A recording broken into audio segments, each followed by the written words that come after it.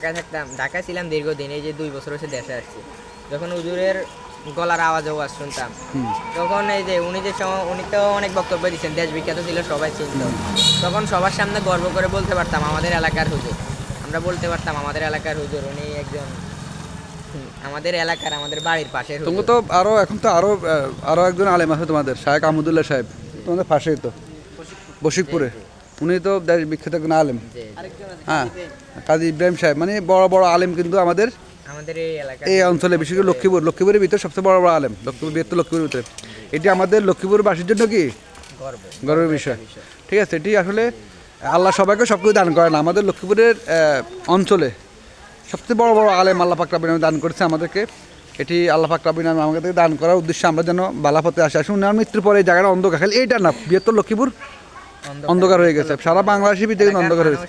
আগে ওনার কথায় চলতো, এলাকা চলতো, তো এখন দেখতে পাচ্ছেন আমি এই মুহূর্তে রয়েছি মাওলানা লুৎফর রহমান সাহেবের যে পারিবারিক কবরস্থান এবং ওনাকে যেখানে দাফন করা হয়েছে সেই কবরস্থানে আমি এই মুহূর্তে রয়েছি। আপনারা দেখতে পাচ্ছেন আমি দেখাচ্ছি আসলে ওনার যে পারিবারিক কবরস্থান, এটি দেখাবো আপনাদেরকে।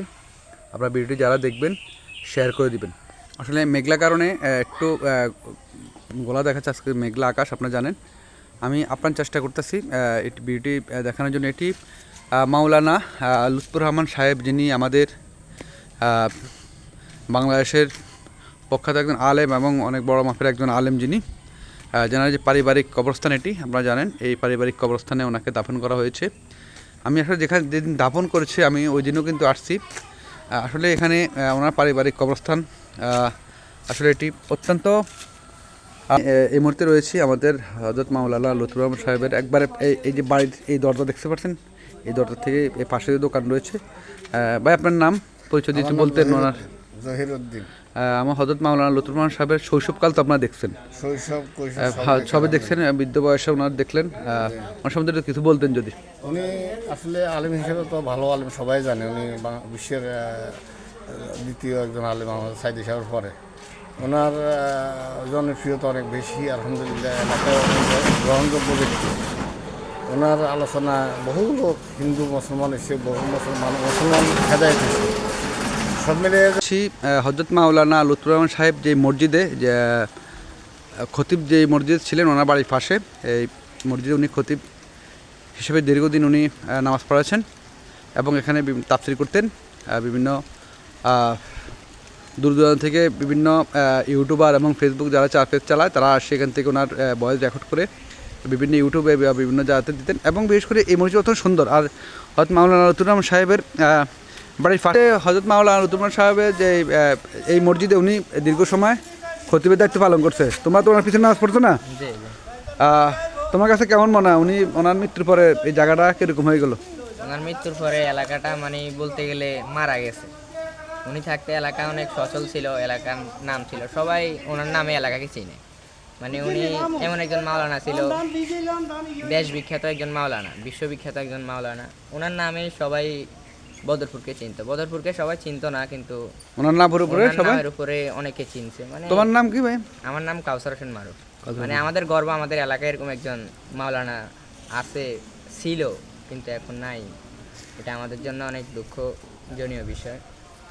আমাদের বাড়ি এখান দিয়ে, তার বাড়ি ওই যে এখানে, সে আমাদের এখানে নামাজ পড়াইতো শুক্রবারে। আমরা তার পিছনে নামাজ পড়তাম। আমাদের অনেক ভালো লাগতো যে একজন ভালো আলেমের যে সময় তাফসীর করতে মনে হয় যে প্রাইভেট পড়া এরকম না? জি জি, মানে একবারে যে সময় তাফসীর করতো, ক্যামেরার যে মসজিদের যে সামনের পাশটা, এসি যে পাশটা, এটা পুরোটা মানে ক্যামেরা দিয়ে ভর্তি থাকতো। হ্যাঁ, মানে এতটা ক্যামেরা ছিল তার। বদরপুরে এত ক্যামেরা কোনো সময় আসে না, ওনার তাফসীরে যতটা ক্যামেরা আসতো আর কি, আমরা দেখতাম। যাই হোক, আসলে ওনার কথাটা খুব ভালো লাগলো। বিশেষ করে এই মসজিদের নাম কি? বদরপুর কেন্দ্রীয় জামে মসজিদ। ওটাই দোকান? জি জি। আমরা দেখতে পাচ্ছি এখানে বদরপুর কেন্দ্রীয় জামে মসজিদ। এটি এই যে আমি যদি একটু জুম করে দেখাই আপনাদেরকে, দেখতে পাচ্ছি আসলে এই মসজিদে উনি দীর্ঘদিন জুমার নামাজ পড়াচ্ছেন। উনি খতিব হিসাবে নিয়োগ ছিলেন দীর্ঘদিন এখানে, এবং সর্বশেষ জানা না কিন্তু ওনার এখানে হয়েছে। তৃতীয় জানাজা এখানে অনুষ্ঠিত হয়েছে। মানে কি তাফসীর করিয়ে জীবন কাটাইছেন।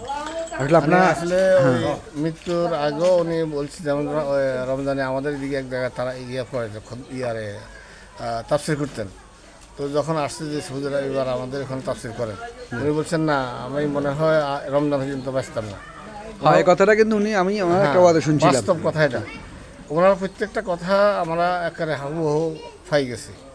উনি যখন একটা তাফসীরে যাইতেছিলেন, ওই একটু দূরে গেছে, ওই দক্ষিণ সোনাপুর যাইতেছিলেন, পোলের নিচে নামছে আর কাইতে পড়ে গেছে। তো ওনার পিএস কি আওয়াজ হলো কিসের, দেখলো যে হুজুর তো মানে মাথা ফালাই দিছে। এই একই ফালানিতে আর আমাদের জন্য ফিরিয়ে আসে নাই। আমরা উনি আসলে- রমজানের আগে উনি হ্যাঁ, দুনিয়া থেকে আগে বিদায় শেষ নিয়েছেন। আসলে মুরব্বিতে আমরা- অঞ্চলের কেন আমরা ব্যথিত, বুঝছেন না, আমরা ব্যথিত। আমরা একটা মহা কাব্যকে হারাইছি, যে কাব্য আর খালি বাংলাদেশে আছে কিনা সন্দেহ আছে। খালি আপনারা না, সারা বাংলাদেশের মানুষ মানুষ শোকাহত। আর ভিতরে বিশেষ করে আমরা যারা এই দক্ষিণ অঞ্চলে আছি, বিশেষ করে আমরা বৃহত্তর লক্ষ্মীপুরের ভিতরে যারা আছে, সবাই কিন্তু সবচেয়ে বেশি মর্মাহত হয়েছে। অত্যন্ত মর্মাহত। আমাদের এলাকাটা অন্ধকার হয়ে গেছে এখন। অন্ধকার হয়েছে মানে আসলে এরকম একজন গুণী মানুষ, এবং ওনার পারিবারিক অবস্থানে ওখানে মাটি দেওয়া হয়েছে। আমি দেখলাম ওনার ওনার এখানে আব্বার কাছে, ওনার আব্বাও একজন ভালো আলেম ছিলেন, আসলে মৌলভী আব্দুল সামাদ। উনি ওনার আব্বা এই অন্তত 3 বার, আমরা যেটা শুনছি আর কি, মানুষ সব নিজে বলছে, 3 বার রাসূলুল্লাহ সাল্লাল্লাহু আলাইহি ওয়াসাল্লামকে স্বপ্নে দেখছেন। মাশাআল্লাহ। তো উনি কি দেখছেন উনি বলেন নাই। আমার মনে হয় উনিও ওই ক্যাটাগরিতেই গেছে, ওই পথে গেছেন। আর ওনার প্রত্যেকটা কথা আমরা বাস্তব পাইছি। এটা আলহামদুলিল্লাহ সারা বাংলাদেশের মানুষ এবং যে বিজ্ঞ আলেমরা এখানে আসছে, সবাই দেখছেন এই যে গাজীপুর দিয়ে ইয়েটা হয়েছে, এখানে অনেক বড় বড় আলেম এখানে উপস্থিত, জানাজার সময় উপস্থিত ছিলেন। এটা তো আপনারা দেখছেন, আপনারা তো ওখানে গেছেন না? আপনারা গেছি। আমি গেছি, আমি দেখলাম যে আমি তো শেষ মানে জানাজার মনে হয় 10 মিনিট আগে গেছি। জি, তার শাড়িতে কত লম্বা ছিল জানার যে রাস্তার উপরে। ঢাকার আমার পরে দ্বিতীয় জানা যাচ্ছে ওটা না। কিন্তু মানুষ এখানে এখানে বেশি। জায়গা ওখানে বেশি হয়েছে, মানুষ হচ্ছে গাজীপুর গাজীপুর বেশি। এখানে জায়গা হইব না, যে প্রথম জায়গা জায়গা দিয়ে এলেছি এনাদের। এটা ভালো। এরপরে এখানে আমি আসছি, আমি স্কুল থেকে ভিডিও এখানে তো ওরকম স্কুল উপর জায়গা থেকে এখানেও পর্যাপ্ত পরিমাণ মানুষ ছিল। যে এখান থেকে বেশি ছিল গাজীপুরে বড় বড় আলেমরা আসছে, ওখান থেকে চলে গেছে পরে। ধন্যবাদ আপনাদেরকে। আসলে আমরা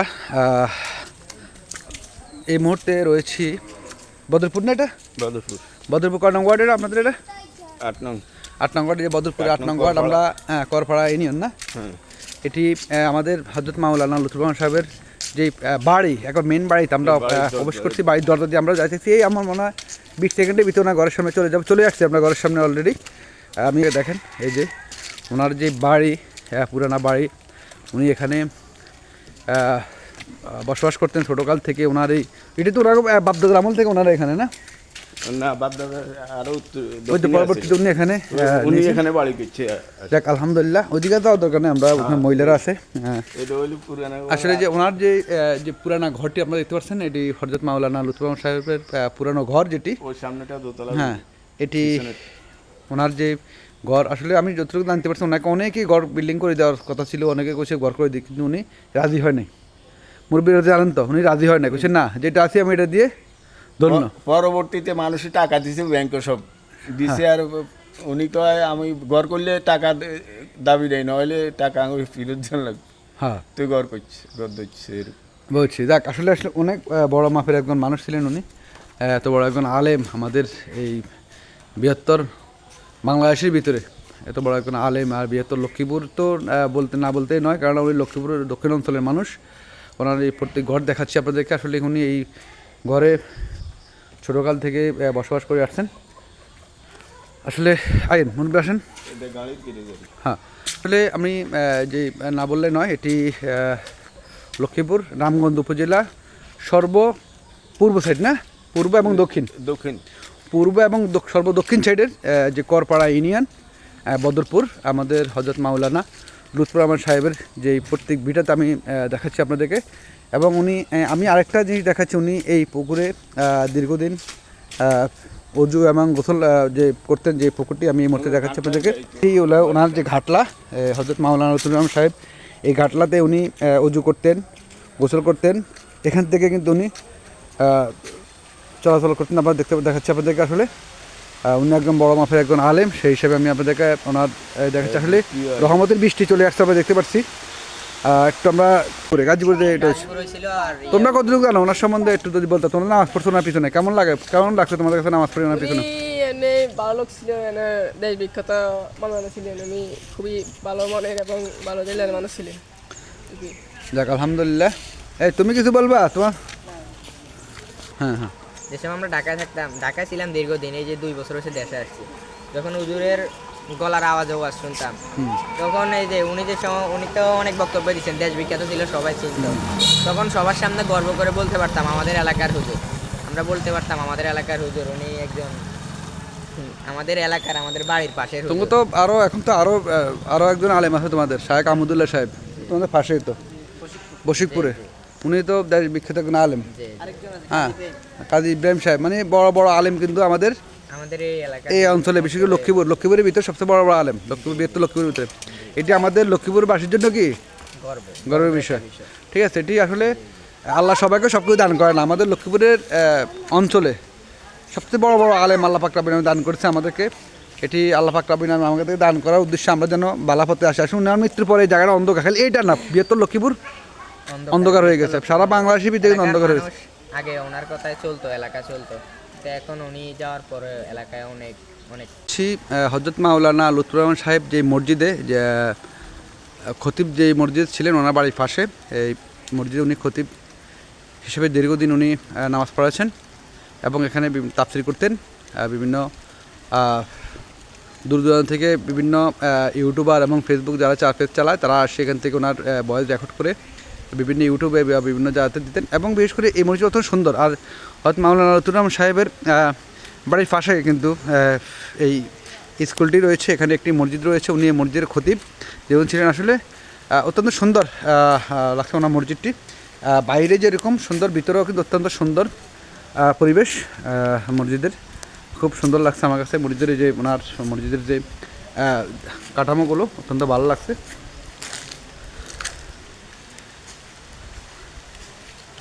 এখানে ছোট একটি গম্বুজ রয়েছে আপনার একেবারে সামনে ঢুকতে, এটি হযরত মাওলানা লুৎফুর রহমান সাহেব এখানে দীর্ঘদিন উনি খতিবের দায়িত্ব পালন করছেন। এবং এটা কি ওনার একবার বাড়ির পাশে, একবারে অল্প বাড়ির পাশে। এখানে আমি দেখাচ্ছি, এখানে অনেক কিশোর এখান থেকে দেখতে পাচ্ছি, ওদেরকে জিজ্ঞাসা করবো একটু।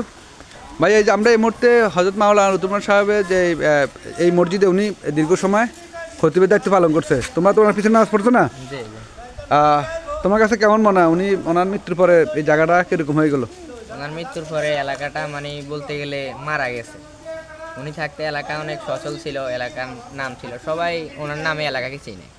মানে উনি এমন একজন মাওলানা ছিল, দেশ বিখ্যাত একজন মাওলানা, বিশ্ববিখ্যাত একজন মাওলানা। ওনার নামে সবাই বদরপুরকে চিনতো, বদরপুরকে সবাই চিনতো না, কিন্তু ওনার নামের উপরে ওনার সবাই। নামের উপরে অনেকে চিনছে। মানে তোমার নাম কি ভাই?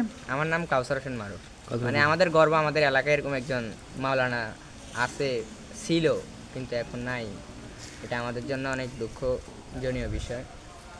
আমাদের বাড়ি এখান দিয়ে, তার বাড়ি ওই যে এখানে, সে আমাদের এখানে নামাজ পড়াইতো শুক্রবারে, আমরা তার পিছনে নামাজ পড়তাম। আমাদের অনেক ভালো লাগতো যে একজন ভালো উনি আলেমের যে পিছনে সময় আমরা নামাজ পড়ছি। তাফসীর করতে মনে হয় যে প্রাইভেট পড়া এরকম নয়? জি জি, মানে একবারে- উনি যে সময় তাফসীর করতো, ক্যামেরার যে সরি মসজিদের যে সামনের পাশটা, এসি যে পাশটা, এটা পুরোটা মানে ক্যামেরা দিয়ে ভর্তি থাকতো।